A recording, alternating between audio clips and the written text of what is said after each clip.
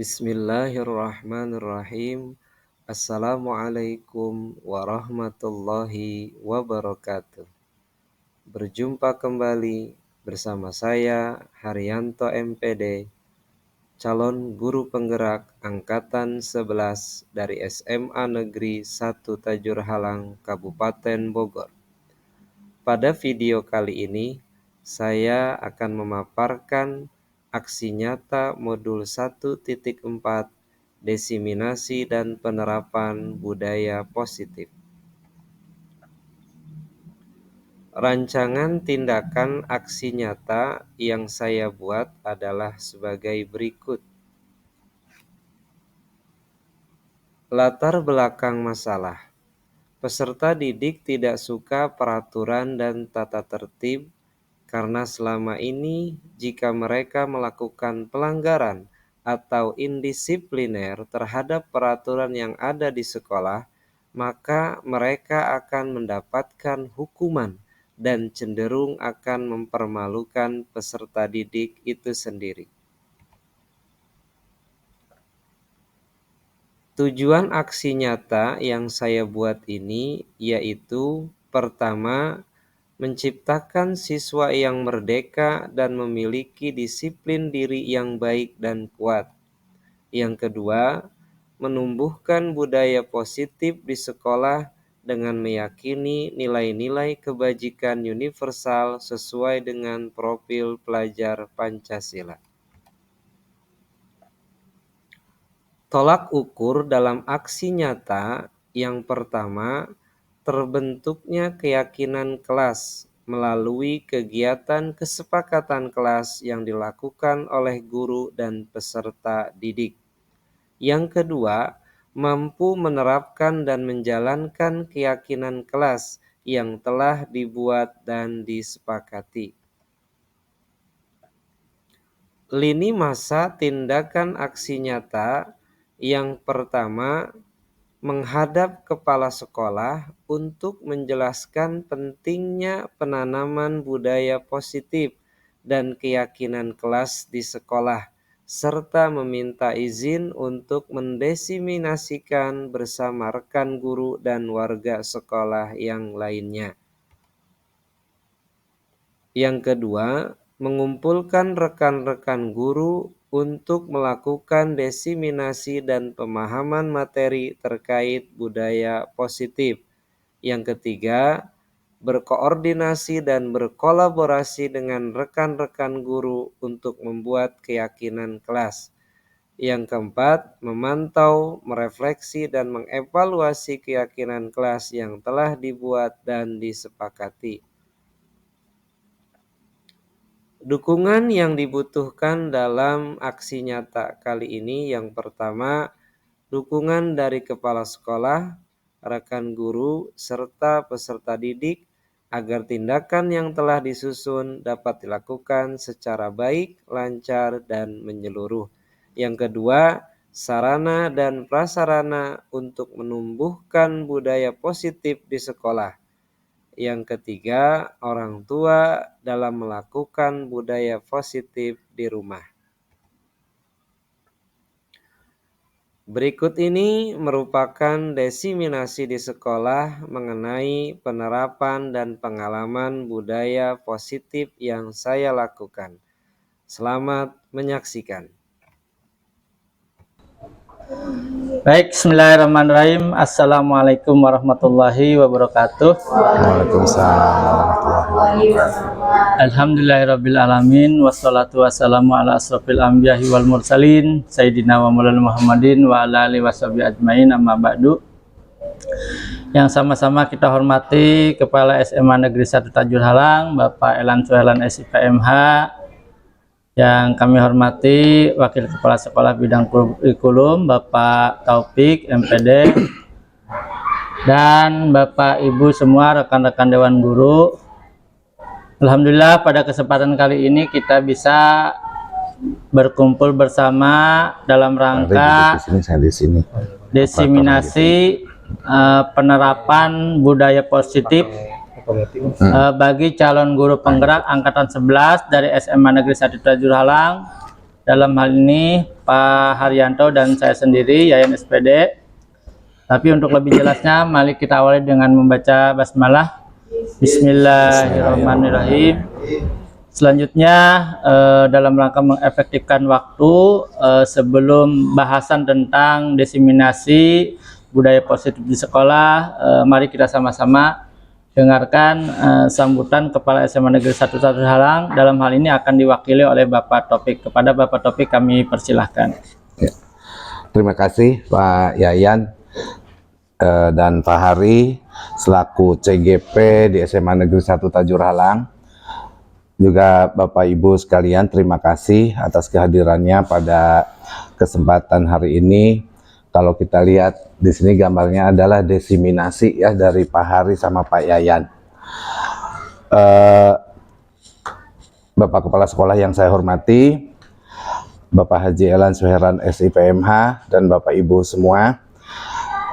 Syukur alhamdulillah di SMA Negeri 1 Tajur Halang sekarang sudah pada aktif di CGP-nya dan sangat terasa auranya. Kalau yang melakukan itu sangat terasa aura dari CGP-nya. Contoh di yang CGP Provinsi Jawa Barat, saya saja di waktu-waktu luang itu selalu belajar. Bahkan alhamdulillah saya Pak Yayan mengambil yang ini dari Pak Hari untuk sebagai literasi saya, literatur untuk tugas di LK saya. Nah, tadi saya ingin di sini diabadikan di ujung, kita itu sebagai guru harus bisa menciptakan suasana belajar kepemimpinan murid atau siswa.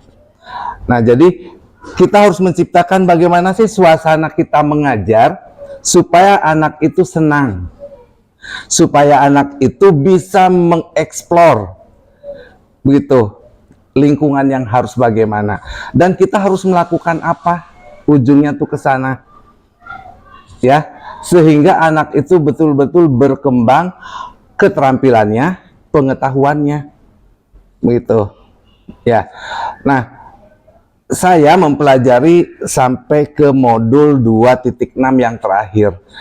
Jadi CGP itu atau guru penggerak atau kita semua guru tuh harus menciptakan suasana pembelajaran yang ujung-ujungnya kepemimpinan murid. Itu. Contoh kemarin saya membuat di modul ke 2.6 pertanyaan yang keempat itu kejadian kemarin. Kegiatan siswa di kelas atau di sekolah. Kalau Bapak Ibu jeli itu jawaban-jawaban untuk lembar kerja atau LK ya Bu Tri ya. Bagaimana kepemimpinan siswa untuk yang apa sih POIS. Nah, POIS kemarin ada. Kemudian coach ya, coach pemilihan dan sampai ownership. Ownership itu bahwa kegiatan siswa baik di dalam kelas maupun di lingkungan sekolah, dia memang mengakui bahwa itu kegiatan saya, bertanggung jawab. Nah gitu, sehingga harapan saya sebagai wakase kurikulum tidak ada lagi guru itu yang cuek ya atau bagaimana, tetapi bisa mengeksplor kegiatan siswa. Siswa itu bertanggung jawab di dalam kelas. Nanti mah Bapak Ibu sudah merasakan mempelajari LK-LK itu tidak akan ada lagi siswa yang ke WC misalkan selama sekian atau keluar sekian, pasti butuh dengan Bapak Ibu, butuh dengan temannya, butuh dengan lingkungannya. Tidak ada lagi yang siswa malas belajar itu ya. Nah, mungkin itu saja dari saya sebagai pembuka. Terima kasih Pak Yayan dan Pak Hari yang telah memfasilitasi kita belajar semua ya, Pak Yayan, belajar bersama begitu. Buktinya saya juga belajar dari Pak Hari, dapat 1 poin yang ini. Kalimatnya hampir sama Pak Hari, mohon maaf saya jadikan literasi Pak Hari tentang ini. Kebetulan pertanyaannya sama. Nah, Bapak Ibu diminta untuk kreativitas. Pak Hari ini nanyain bikin ini kayak gimana gitu kan. Dulu pertama kali yang diajari Canva di sini saya. Tapi saya bingung, lupa lah gitu, karena jarang dipakai. Saya kreatifnya mendingan di Word bikinnya, tapi lebih bagus juga. Cuman tidak bisa nge-link ya Pak Yayan. Gitu. Nah, mungkin itu saja dari saya. Bapak Ibu, belajarlah ke contoh yang ada di depan mata kita. Terima kasih. Wassalamualaikum warahmatullahi wabarakatuh. Waalaikumsalam warahmatullahi wabarakatuh. Boleh diedit? Terima kasih Pak Taufik yang sudah menyampaikan pesan-pesannya kepada kita semua sebagai seorang guru tadi ya, menjadi kepemimpinan siswa, kepemimpinan pembelajaran yang akan bermanfaat bagi kita selama kita mengajar di kelas. Terima kasih sekali lagi Pak Taufik yang sudah memberikan arahan dan penguatan kepada kita semua. Assalamualaikum warahmatullahi wabarakatuh. Waalaikumsalam warahmatullahi Bapak Kepala SMA Negeri 1 Tajur Halang, Bapak Haji Elan Suherlan SIPMH yang kami hormati dan kami muliakan. Kemudian Bapak Ibu Dewan Guru SMA Negeri 1 Tajur Halang yang kami muliakan dan kami hormati.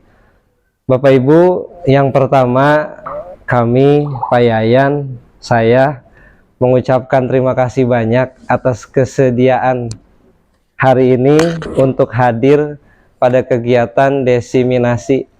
Terlihat ada Umi Ella, ada Bulia, ada Bunda Hartani. Ini guru-guru Bu Sri juga, guru-guru senior Umi Ella ya.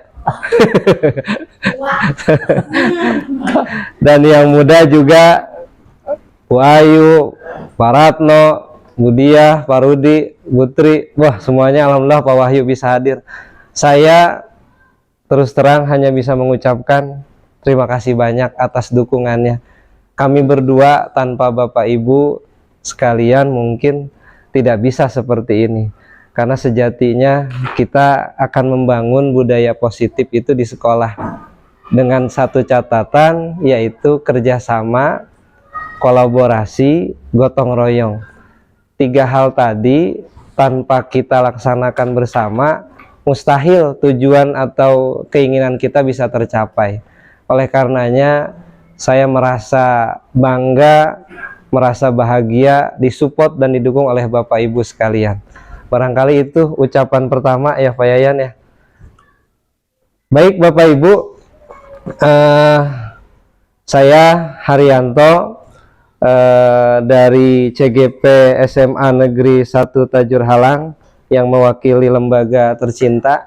Alhamdulillah tahun ini sudah 3 orang Bapak Ibu yang mewakili. Jadi kalau ditanya di perkumpulan apa Pak Yayan, perkumpulan kelompok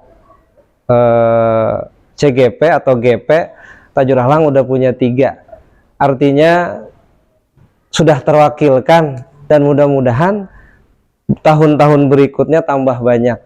Ini kita bisa melihat dari Bojonggede ya Pak Yan ya, sudah ada CGP angkatan 7, kemudian yang 10, yang 11-nya Ciseeng, Gunung Sindur. Ini merupakan suatu kebijakan pusat yang tentunya kita sebagai pelaksana, di mana kita sebagai guru fungsional, kalau ada kesempatan, ada waktu, ada peluang, mari kita sama-sama ikut berpartisipasi. Itu Bapak Ibu. Pada kali ini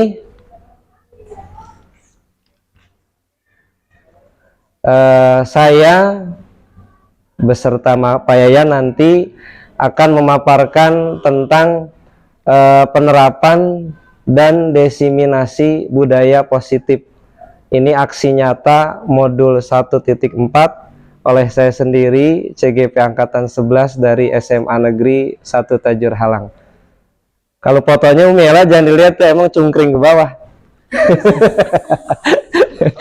Ya wajar Pak Yayan ya. Lalu berikutnya, pada kesempatan kali ini yang poin A, saya akan menyampaikan perubahan paradigma belajar. Pelopor kita yaitu Ki Hajar Dewantara menyatakan bahwa guru itu diibaratkan seorang petani yang menyemai bibit tanaman, kemudian menyiapkan lahan, merawat, yang di dalamnya ada menyiram dan memupuk agar tanaman tumbuh subur dan maksimal. Ini menurut Ki Hajar Dewantara, guru itu diibaratkan petani. Nah, dijelaskan lebih lanjut, seorang guru itu diibaratkan seorang petani yang mengandung arti bahwa seorang guru mengusahakan kelas atau sekolahnya menjadi lingkungan yang menyenangkan, menjaga dan melindungi agar karakter murid tumbuh dengan baik sesuai kodratnya. Jadi kita sebagai guru seyogianya mengimplementasikan pemikiran Ki Hajar Dewantara, di mana anak-anak kita dampingi, kita bina, kita bimbing sampai mereka selamat, dalam arti mampu mengaktualisasikan dirinya baik di sekolah maupun nanti di masyarakat.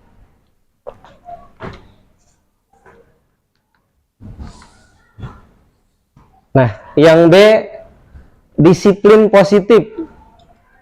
Yang pertama, disiplin muncul dari motivasi internal yang kuat.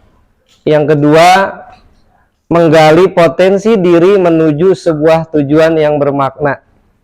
Yang ketiga, mengontrol diri, menguasai diri untuk memilih tindakan yang sesuai dengan nilai-nilai kebajikan universal. Yang keempat, nilai kebajikan universal kita misalkan penerapan P5. Nilai-nilai kebajikan yang muncul pada P5 biasanya Bapak Ibu sudah paham betul tentang P5 dimensinya. Ada beriman dan bertakwa kepada Tuhan Yang Maha Esa, gotong royong, mandiri, dan lain sebagainya. Nah, ini perlu kita cerminkan dalam kalimat-kalimat kebajikan secara universal. Lalu yang C, teori motivasi manusia. Nah, ada 3 alasan motivasi manusia dalam melakukan sesuatu. Ini menurut bukunya Diane Gosen, dalam bukunya Restructuring School Discipline. Menurut beliau, ada manusia yang melakukan motivasi atas 3 hal. Yang pertama, menghindari ketidaknyamanan atau hukuman. Kalau manusia biasanya yang pada umumnya, kalau kita ingin disiplin, sudah pasti kita takut pada aturan ya. Ya, sudah pasti kita mentaati karena ada hukuman yang akan kita dapatkan, entah hukuman sosial, hukuman cemoohan, bahkan sanksi-sanksi. Nah, siswa bisa termotivasi, bisa juga karena yang pertama, karena menghindari hukuman. Mereka datang pagi-pagi, kenapa? Saya takut Pak, karena kalau ketemu bulia, saya dihukum, suruh jongkok 5 jam misal. Wah. Atau kalau ketemu Bu Ayu, Pak, saya disuruh ini lari muterin lapangan 7 kali. Nah, ini mereka termotivasi jadi karena hukuman. Atau saya kalau ketemu Pak Wahyu diajak nyari burung Pak gitu. Jadi saya ikutin ya Pak Wahyu. Nah, yang kedua, manusia atau peserta didik atau siswa biasanya terbangun motivasi ini karena ingin mendapatkan imbalan atau penghargaan dari orang lain. Kalau kita siswa termotivasi ingin mengerjakan PR tugas bahasa Indonesia dari Umi Ella, karena setiap tugas misalkan dapat permen 1, itu juga permennya permen Kopiko ya misalkan. Jadi kalau saya bisa menjawab pertanyaan dari Umi Ella, berarti mereka akan terstimulus bahwa saya termotivasi karena ada imbalan terhadap siswa. Atau juga penghargaan dari orang lain. Nah, wah, kamu mah the best, datang pagi banget. Orang-orang datang jam 7, kamu jam 5 sekaligus azan subuh misalkan. Sekaligus jagain masjid gitu. Bisa jadi bayangannya. Jadi mengharapkan penghargaan dari orang lain. Ini adalah ciri manusia yang senantiasa hadir di dalam benak dan pikiran serta hati kita. Tidak hanya siswa, tentu kita juga boleh berkaca dan bercermin. Pasti manusia mendorong suatu motivasi karena yang kedua ini, mendapatkan imbalan. Nah, yang ketiga, manusia terdorong motivasinya untuk melakukan sesuatu karena ingin menjadi orang yang diinginkan dan menghargai dirinya sendiri dengan nilai-nilai yang dipercaya. Siswa datang tepat waktu jam 7 kurang 10 menit. Dia tidak takut hukuman. Dia juga nggak mau dapat penghargaan. Wah, kamu hebat, anak bapak. Buktikan kamu di laporan piket nggak pernah nggak pernah muncul namanya gitu.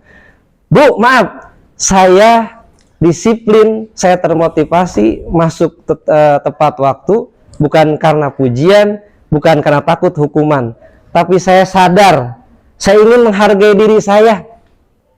Kalau saya punya nilai, saya punya value yang positif, disiplin, dengan sendirinya orang lain juga akan suka. Nah, yang ketiga ini sangat plus. Jadi mampu menghargai dirinya dengan nilai-nilai yang dipercayainya. Dia bilang begini, Bu, saya datang ke sekolah 7 kurang ini bukan karena ingin takut hukuman, bukan karena takut ketidaknyamanan di hati, tapi memang saya menghargai diri saya dan saya percaya bahwa orang yang disiplin akan sukses. Nah, ini menunjukkan yang ketiga ini adalah inspirasi setiap orang. Nah, dari ketiga ini menunjukkan bahwa manusia terdorong motivasi karena 3 hal. Nah, sekarang boleh kita Pak Yayan ya diskusi atau mau sharing bagaimana penanganan siswa terhadap motivasinya. Kita bercermin ke sekolah kita. Anak-anak berangkat pagi apa karena takut hukuman, kemudian karena tidak kenyamanan, atau pengen mendapatkan imbalan atau penghargaan, atau mereka sadar menghargai dirinya dan nilai-nilai yang mereka percayai. Tidak hanya datang ke sekolah ya Pak Yan ya, mengerjakan tugas Bapak Ibu tepat waktu, kumpulin tugas, kemudian mengerjakan tugas tepat waktu. Kemudian Bu Hajah apalagi biasanya kalau kita ngajar mereka tenang, diam, karena memang udah terbiasa. Nah, motivasi ini penting kita ketahui dan kita validasi. Kira-kira budaya positif yang kita dapatkan di sekolah ini lebih mengacu kemana motivasinya. Lanjut aja Pak Yan ya. Ada yang perlu di ini garis bawahi? Jelas ya? Bu terima kalau bisa udah selesai. Saya juga pengennya begitu Bu. Lanjut yang D. Simpulan dulu. Berdasarkan ketiga alasan tersebut, tindakan pendisiplinan dengan melakukan hukuman atau memberi imbalan bisa disebut dengan motivasi eksternal. Nah, jadi kita masuk ke motivasi yang mana nih? Dan hal tersebut tidak akan bertahan lama. Kenapa? Karena mereka selalu mengharapkan imbalan dan takut karena hukuman, bukan sadar diri atau mereka percaya terhadap nilai-nilai yang diyakini. Barangkali dengan hukuman atau imbalan, siswa memang menjadi patuh. Sepakat ya? Kalimat ini ya? Barangkali memang dengan imbalan dan hukuman, siswa jadi patuh, betul. Tetapi kepatuhan itu hanya sementara. Dan kedisiplinan yang diterapkan tidak mengubah karakter.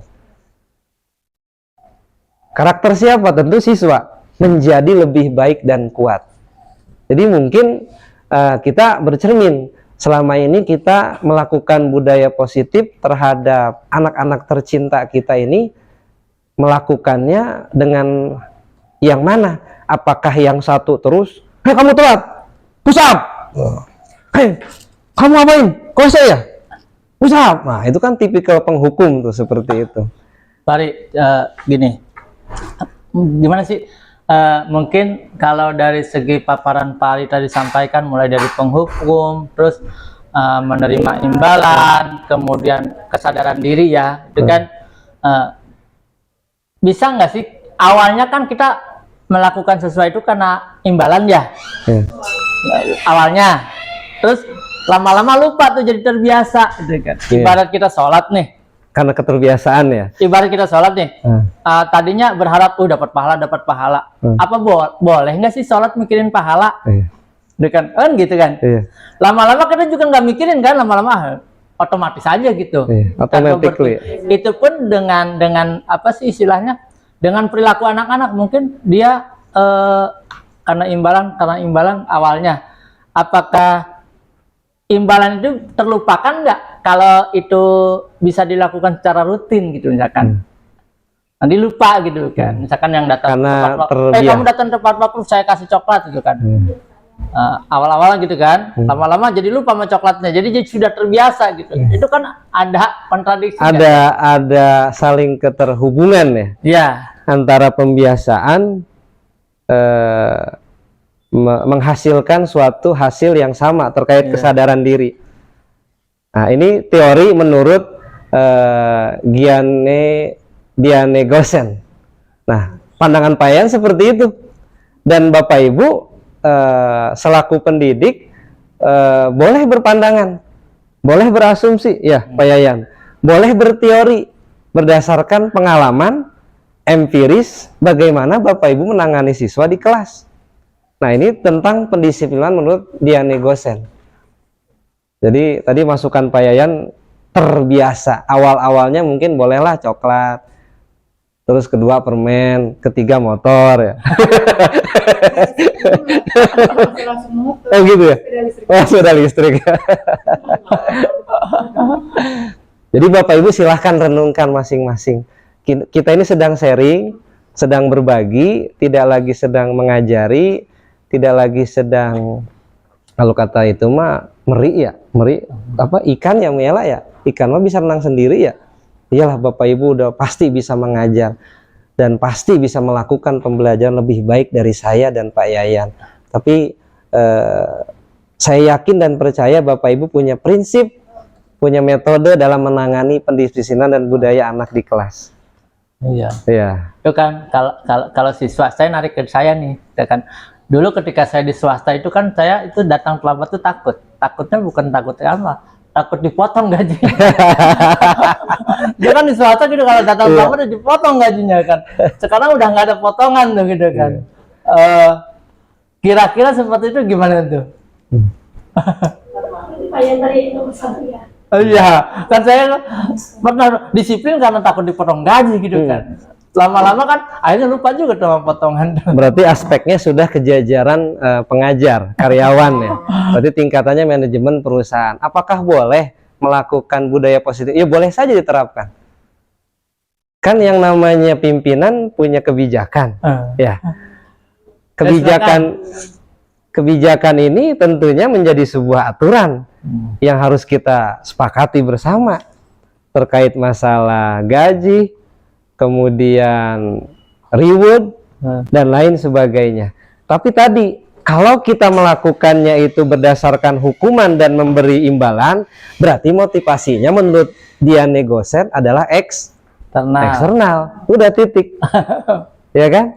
Lebih lanjut, setelah diteliti, setelah dikaji, setelah diimplementasikan, ternyata awalnya eksternal karena terbiasa menjadi internal.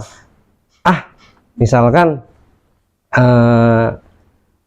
udah nggak ada gaji nih, tapi tinggal tunjangan doang. Emang saya mau pagi udah terbiasa ya, karena enak, terbiasa ya, enjoy. Berarti udah masuk ke internal tuh dengan pembiasaan tadi. Tapi pada hakikatnya kita kuasai dulu teori ini. Jika memang kita melakukannya ke penghukum dan memberikan imbalan, berarti kita fokus kepada teori yang pertama, yaitu eksternal. Tetap nggak berubah tuh, masuk ke teori eksternal. Kemudian yang kedua teori motivasi internal. Kalau nanti dari eksternal bisa menghasilkan internal, cakep tuh. Berarti ibarat kata yang tadinya sholat mengharapkan surga, mengharapkan pahala, karena ngaji lebih tinggi lagi. Kan tadi Pak Ayan bilangnya sholat ya. Tahu dari syariat, hakikat, torekot, langsung. Saya mau sholat karena ingin mengharap ridho Allah. Berarti kan internalnya tinggi tuh, ya kan? Berarti bukan lagi saya mau sholat bukan karena pengen dilihatmu elak supaya diangkat mantu. Ya. Karena saya juga udah punya istri gitu, misalkan. Dia dibilang soleh gitu. Saya mah mengharap ridho Allah lah. Maunya Allah gimana? Sama saya juga CGP. Banyak yang bilang, wah Pak Ari jadi pengawas, jadi kepala sekolah. Saya mau belajar nya, Pak Yayannya. Kalau syukur-syukur lagi betani nemu emas, nemu berlian, rezeki kita. Ilang kita kagak ambil ya Pak Yan ya. Takdir tergantung Allah. Kalaupun nanti memang kita sebagai guru, ya memang Allah yang mau seperti itu. Begitu Bapak Ibu. Tinggal Bapak Ibu mau praktekkan yang mana nih? Mungkin kalau kata Pak Yan tuh yang hukuman dulu. Jadi tata tertib dulu. Nah, berarti eksternal yang dibangkitkan. Boleh nggak berpendapat? Boleh Bu Haji. Silahkan Bu Haji. Saya senang kalau ada pendapat. Dari yang sudah diutarakan Pak Adi tadi dengan Pak Yayan ya, contoh-contoh. Kalau menurut saya pribadi ya, menurut saya pribadi yang ini yang kiranya kita terjun langsung di dunia nyata, menangani siswa, yang siswa yang dengan 1000 karakter lah istilahnya. Yang intinya adalah banyak mereka yang indisipliner. Indisipliner ya Bu Haji. Indisipliner itu kita harus meluruskan kan. Tugas kita itu salah satunya adalah meluruskan yang indisipliner. Memang berbagai cara bisa, masing-masing tentunya tergantung dari kemampuan dan mana yang nyaman menangani anak gitu ya. Nah, tentunya dari kalau ada 65 guru ya 65 cara lah, masing-masing beda-beda. Betul, masing-masing sesuai dengan karakter ya. Ya, kita cari bagian yang sama. Kalau tadi ada motivasi internal, eksternal. Kalau menurut saya, kalau anak yang disipliner itu memang bagaimana dari keluarganya dulu ya. Jadi kita harus banyak juga komunikasi dengan orang tua. Anak ini di rumahnya bagaimana? Dan menurut saya itu dulu dipelajari. Kalau anak di rumah memang biasa indisipliner, akan susah. Karena ada juga orang tua yang udah nyerah. Udah nyerah Bu. Anak saya susah banget diaturnya, kadang-kadang kayak gitu. Nah, sehingga kita cari cara kalau orang tuanya aja yang di rumah, istilahnya yang melahirkan, udah nggak tahu lagi gimana cara nanganin ini anak. Nah, kita cari cara mungkin dengan pendekatan-pendekatan. Kalau anak yang setiap anak memang beda-beda. Ada yang dengan hadiah, dia merasa malu, gitu ya. Ada yang hadiah keenakan, biarin aja saya dikasih ke istilahnya kalau justru malah kalau kamu terlambat ya kamu mau diapain, kita kasih solusi dengan menawarkan kamu maunya diapain. Biasanya dengan seperti itu ada anak yang nyadar gitu. Alhamdulillah. Mau gimana, maunya gimana. Jadi ada pendekatan yang nggak bisa langsung keras. Jadi step by step gitu. Anak ini modelnya yang gimana. Ada yang sekali dikasih tahu istilahnya langsung lari tuh.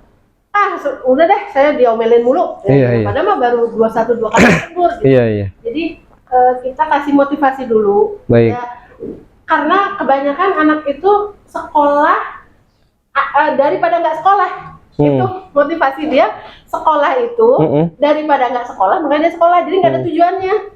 Ada yang kayak gitu. Jadi malu gitu, misalnya di kampungnya saya nggak sekolah, udahlah sekolah. Jadi dia nggak punya tujuan. Jadi kita cari dulu arahnya dia kemana, mencapai cita-cita atau bagaimana, itu digali dulu. Nah, mungkin dia indisipliner karena itu daripada saya nggak sekolah, gitu. Jadi dia nggak memikirkan lah bahwa itu ada peraturan, ada apa. Ada anak yang kayak nggak usah jauh-jauh ya, di lab aja. Itu kan anak suka duduk-duduk di situ, saya kan di situ sendiri. Itu kalau istirahat, anak tuh kan bicaranya luar biasa. Ada yang bicara kotor, ada yang macam-macam lah.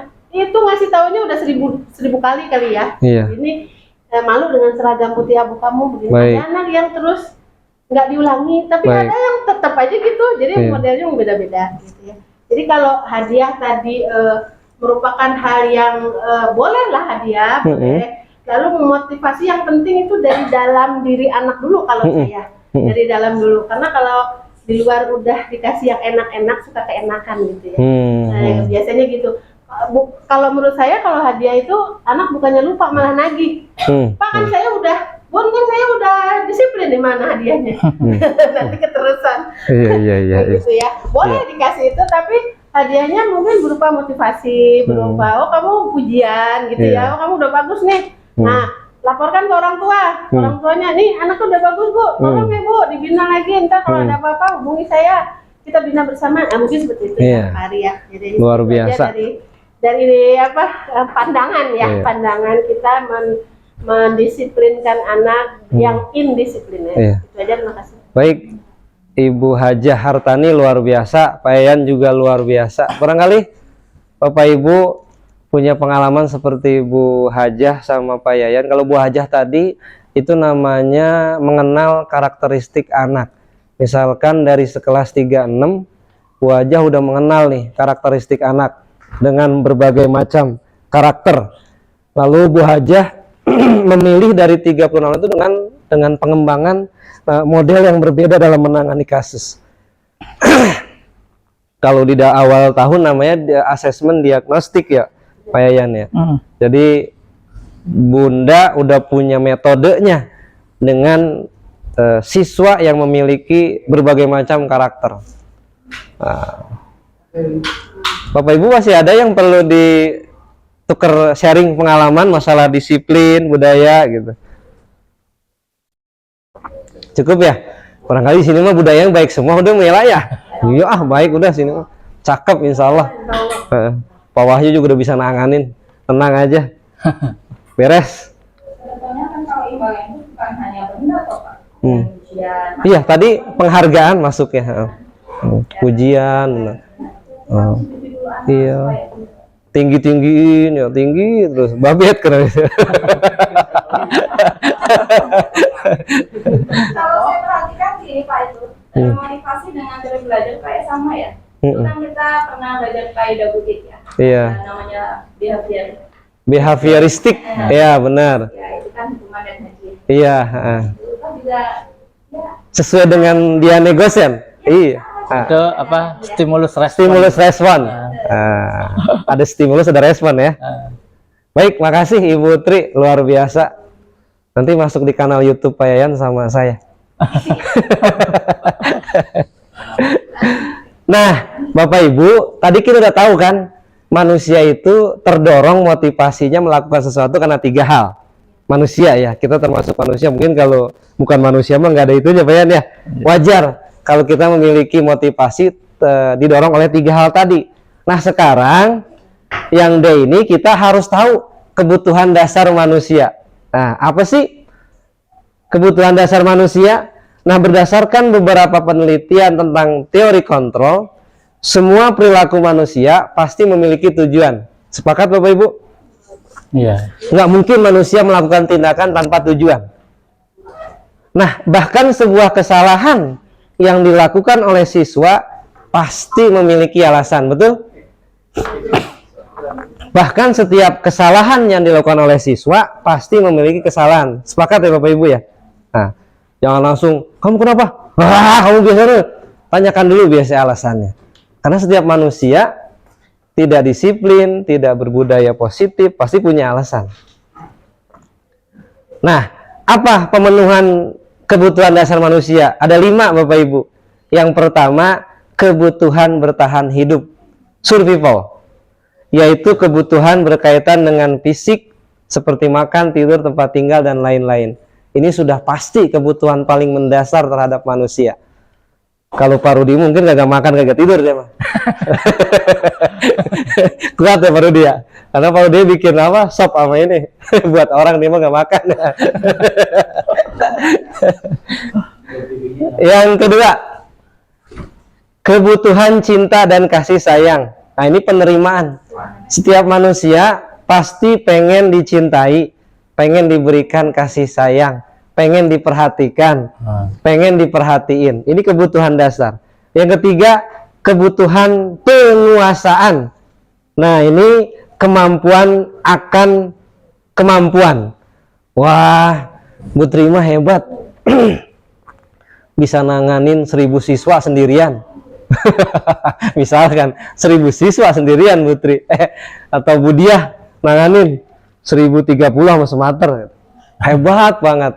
Kalau dia merasa bangga, terus terang manusia emang butuh dasar seperti itu, butuh pujian ya Pak Yayan ya, butuh akan pengakuan kekuatan, akan pengakuan kelebihan ya Pak Yayan ya.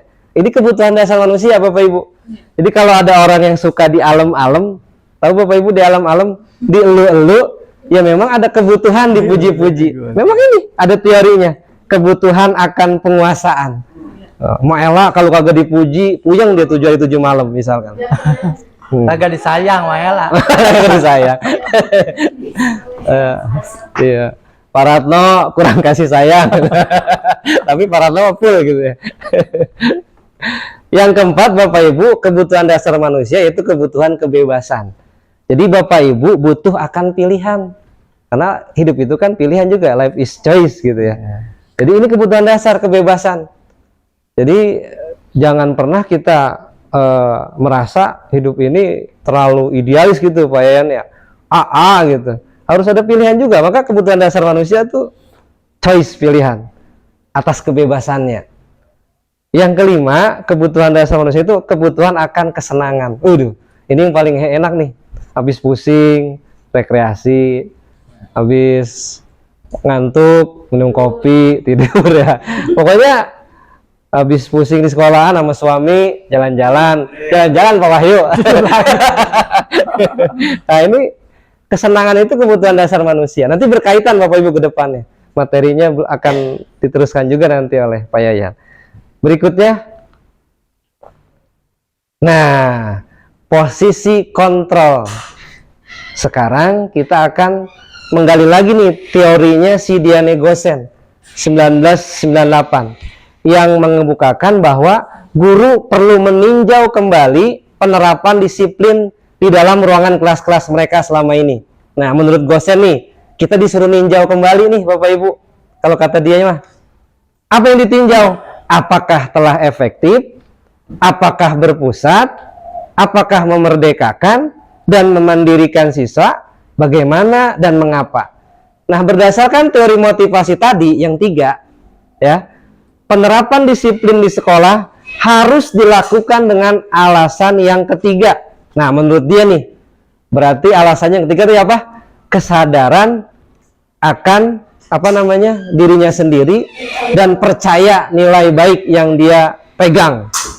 Kalau dia tuh yang ketiga tadi itu, siswa melakukan kebaikan sesuai dengan keyakinan kelas atau nilai-nilai yang sudah tertanam dalam dirinya atau disebut dengan motivasi internal. Nah, jadi kalau udah yakin menjadi keyakinan kelas, ini tertanam dalam diri seorang siswa. Motivasi internal lebih berjangka lama dan membuat siswa makin kuat secara karakter. Ini teorinya Diane Gosen. Jadi Bapak Ibu, kalau belajar menumbuhkan teori yang internal tadi, menumbuhkan rasa kepercayaan diri siswa akan nilai-nilai kebajikan, akan nilai-nilai kebaikan, maka mereka akan tertanam lebih lama karena mereka mendapatkan sebuah pemahaman yang lebih mendalam lagi berkaitan dengan karakter. Nah, posisi kontrol ini ada apa aja sih? Nah, kita masuk nih Bapak Ibu nih. Kita disuruh oleh Diane Gosen dalam bukunya Dr. William Glasser. Nah, Gosen berkesimpulan ada 5 posisi kontrol yang diterapkan oleh seorang guru. Nah, kita ini sebagai guru nih, kita memiliki 5 kontrol. Apa saja? Yang pertama, kontrol posisi yang kita lakukan adalah sebagai penghukum. Nah, yang kedua, pembuat rasa bersalah terhadap murid. Bagaimana nanti kalimat-kalimatnya kita akan bahas. Yang ketiga, kita menjadikan teman kepada murid. Jadi posisi kontrol kita sebagai apa nanti ini kita lihat. Yang keempat, posisi kita sebagai guru adalah pemantau. Mantau, monitoring aja. Dan yang kelima yaitu manajer. Nah, kita akan bahas satu demi satu. Penghukum. Nah, yang pertama nih, posisi kontrol menurut Diane Gosen dalam Dr. William bukunya, bahwa guru yang pertama adalah seorang penghukum. Seorang penghukum bisa menggunakan hukuman fisik maupun verbal. Nah, orang-orang yang menjalankan posisi penghukum senantiasa mengatakan bahwa sekolah memerlukan sistem, memerlukan aturan, kebijakan, alat yang dapat lebih menekan siswa lebih dalam lagi. Guru-guru yang menerapkan posisi penghukum akan berkata, "Hai nak, patuhi aturan saya atau awas." Nah, itu penghukum tuh. Yang kedua, kamu selalu saja salah. Nah, penghukum tuh. Jadi bikin psikologi anak juga down ya, ada pengaruh di situ. Selalu, pasti selalu yang terakhir selesai itu kamu. Bikin ibu bapak guru aja. Nah, itu penghukum. Nah, guru seperti ini senantiasa percaya hanya ada satu cara agar pembelajaran bisa berhasil, yaitu dengan cara dia sendiri, egosentris, dengan satu kata yaitu sebagai penghukum. Jadi kalau nggak ada kalimat yang dia keluarkan gitu Pak Yan, ini bocah sahabat kita, udah hukum aja gini, biar disiplin kalau kata Bu Haji, biar nggak indisipliner gitu. Nah, ini menurut Diane Gosen, teori yang pertama penghukum. Nadanya tinggi, emosional, bebek tapi darah tinggi, Miela. Miela mah nggak darah tinggi ya. Sini mah sehat-sehat semua. Nggak ada yang darah tinggi. Tapi jangan gara-gara sini jadi darah tinggi ya. Jadi ntar kata Pak Wahyu, "Pak Ari, saya mah kagak darah tinggi, cuman gara-gara sini jadi darah tinggi nih." Begini Pak Wahyu, yang pertama posisi penghukum. Nadanya keras, apa-apa hukum aja. Yang penting di pikiran mereka tuh dengan cara saya, siswa bisa disiplin. Nah, ini gambaran guru yang pertama, yaitu sebagai penghukum. Yang kedua, dalam teorinya Diane Gosen, ada guru yang memposisikan ini sebagai pembuat rasa bersalah. Nah, pada posisi ini biasanya guru akan berusaha lebih lembut. Nah, ini kayaknya karakter Ibu Hajah ini melembut ya, Bu Hajah. Bu Hajah tuh, "Nak, aduh nak, kamu teh tugas belum ngumpulin, emang ngapain aja sih?" gitu. Biasanya gitu Bu Hajah ya. Kalau cuma dibedain gitu ya, lebih lembut. Nah, teori pembuat rasa bersalah juga ini akan menggunakan keheningan yang membuat orang lain merasa tidak nyaman, merasa bersalah atau rendah diri. Kata-kata yang keluar dengan lembut akan seperti kayak gini. "Aduh nak, ibu sangat kecewa sekali dengan kamu." Jadi lebih ke apa ya? Lebih merasa bersalah gitu. Terus yang kedua, "Berapa kali Bapak harus memberitahu kamu ya nak? Aduh, kamu teh susah banget dibilangin." Nah, ini membuat rasa bersalah anak semakin muncul gitu. Jadi mereka berpikir, "Aduh, gue salah gitu. Aduh, hari ini gue ditegur gini-gini," sampai Bu Ella nangis, sampai Bu Ella tersenduh-senduh gitu. Kenapa makan pedes? Sedih-sedih. Terus yang ketiga, "Nah, gimana coba? Kalau orang tuamu tahu kamu berbuat begini, bagaimana nak?" Jadi sedih dan bersalah tuh terus digaungkan oleh guru tipikal seperti ini. Nah, namanya pembuat rasa bersalah Bapak Ibu.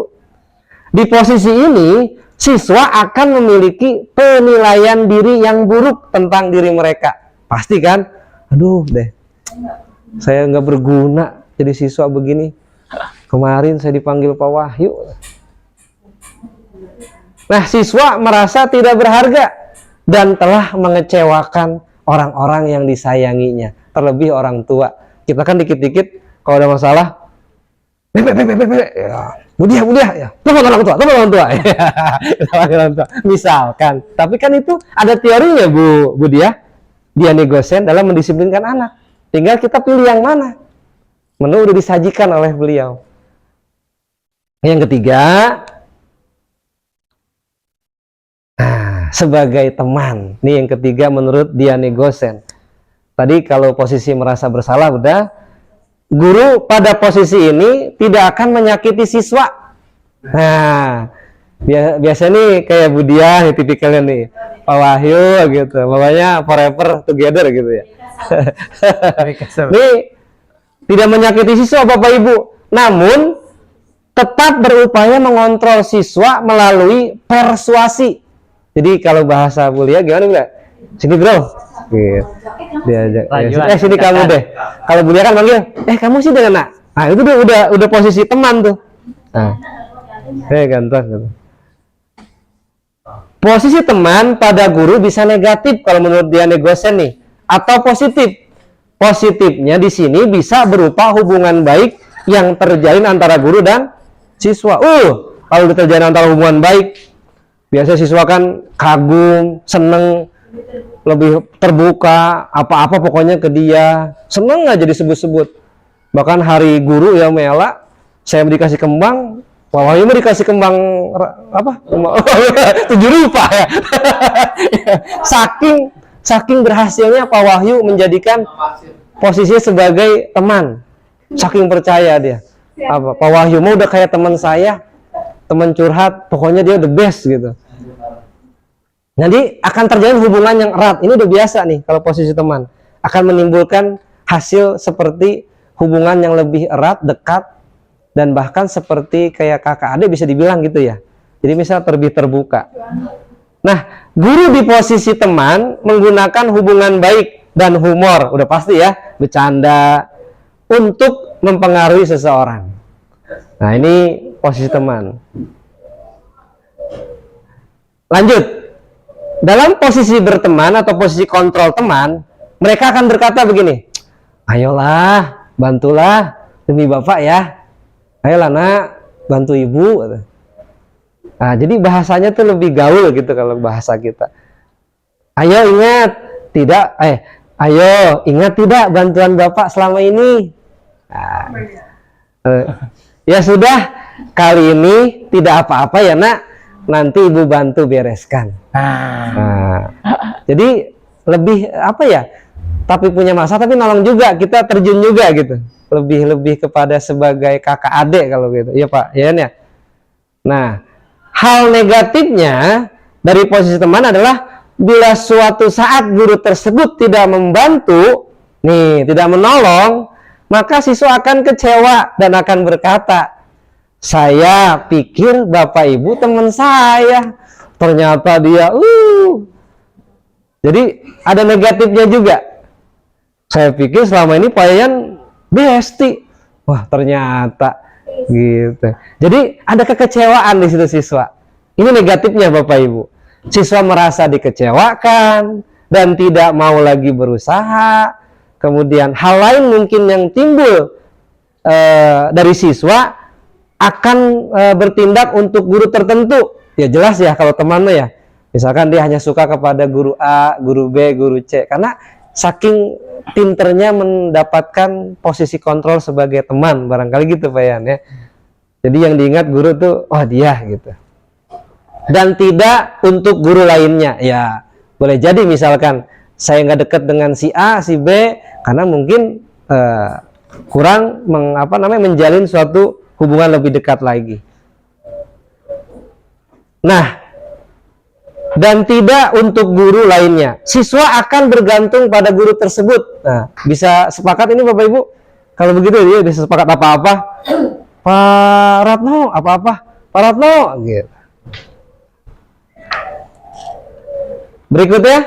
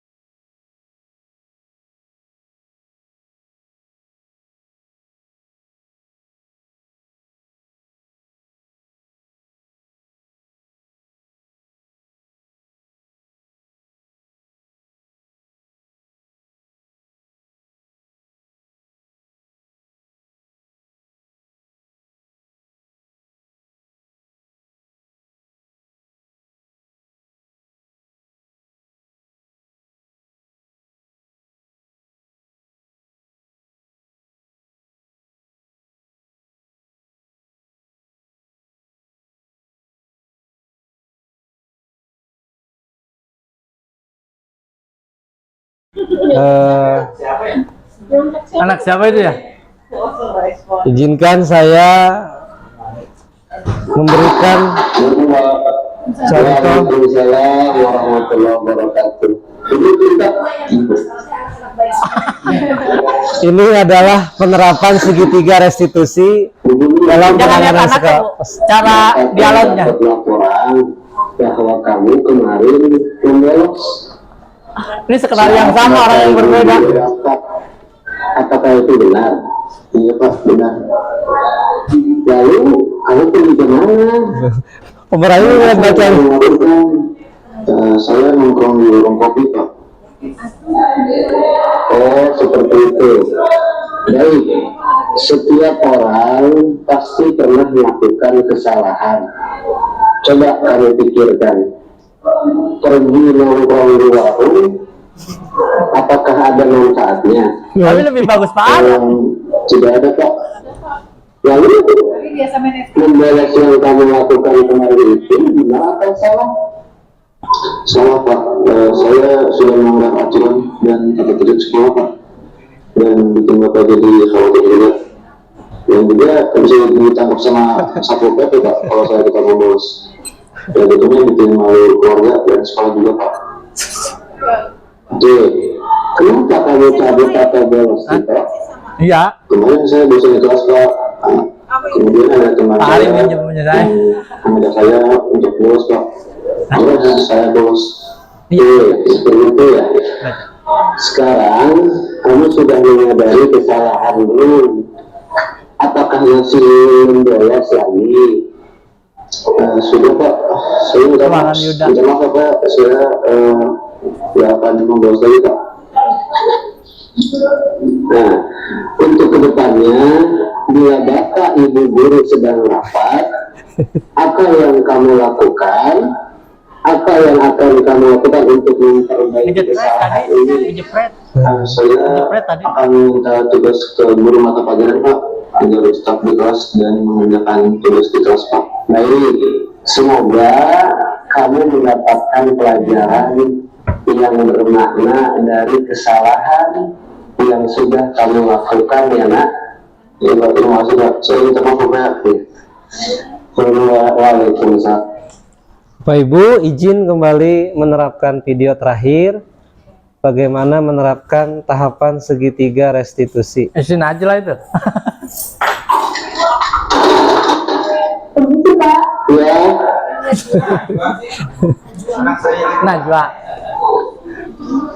Najwa Kadafi. Assalamualaikum Pak. Waalaikumsalam. Namanya Najwa Kadafi, serem banget. Najwa Kadafi serem banget. Tahu Najwa mengapa saya panggil ke sini? Iya Pak, tahu kemarin waktu ujian tengah semester saya mencontek Pak. Coba kamu ceritakan kejadian atau kronologi kejadiannya seperti apa? Jadi waktu itu saya membawa contekan atau catatan khusus gitu Pak ke dalam ruangan penilaian tengah semester yang diketahui oleh pengawas ruangan Pak. Oh, begitu kejadiannya ya. Saya yakin dan percaya tidak ada siswa yang sempurna. Kamu sudah baik dan berani mengakui kesalahan yang sudah kamu lakukan. Pak, saya mohon maaf ya Pak. Oke, kenapa sih kamu sampai mencontek? Karena pelajarannya begitu sulit Pak, jadi saya memutuskan untuk membawa contekan dari rumah. Saya minta maaf sekali lagi Pak. Sekarang Bapak tanya, tindakan itu benar atau salah? Salah Pak, saya Setengah di Ciamis tuh. dalam penilaian tengah semester. Bener apa salah? Oke, untuk kedepannya dan ujian selanjutnya, apa yang akan kamu lakukan saat ujian berlangsung? Saya akan belajar lebih tekun Pak dan bertanya kepada guru mapel apabila saya belum paham materi pembelajaran. Ya, bagus ya Nak ya. Bapak, Ibu guru pasti akan dengan senang hati membantu kamu dengan setulus hati juga. Ya, terima kasih banyak Pak, mohon maaf. Ya. Assalamualaikum. Waalaikumsalam warahmatullahi wabarakatuh. Baik Bapak Ibu, dua video tadi merupakan wujud aksi nyata kami dalam melakukan penerapan segitiga restitusi dalam menangani kasus atau masalah di sekolah kami.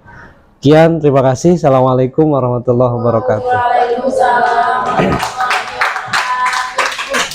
Ya, baik Bapak Ibu, terima kasih sekali lagi atas kehadirannya yang sudah meluangkan waktu dan saya pikir ada yang ngajar juga, mohon maaf ya. Ternyata enggak 1 jam ya, ternyata 1 jam lebih, bahkan sampai 2 jam udah 1/4 nih kayak. Sekali lagi terima kasih, mudah-mudahan Bapak Ibu semua hanya yang bisa balas Allah Subhanahu wa taala. Sekian dari kami, terima kasih. Bila kita bekerja, assalamualaikum warahmatullahi wabarakatuh. Waalaikumsalam warahmatullahi wabarakatuh. Ya. Bapak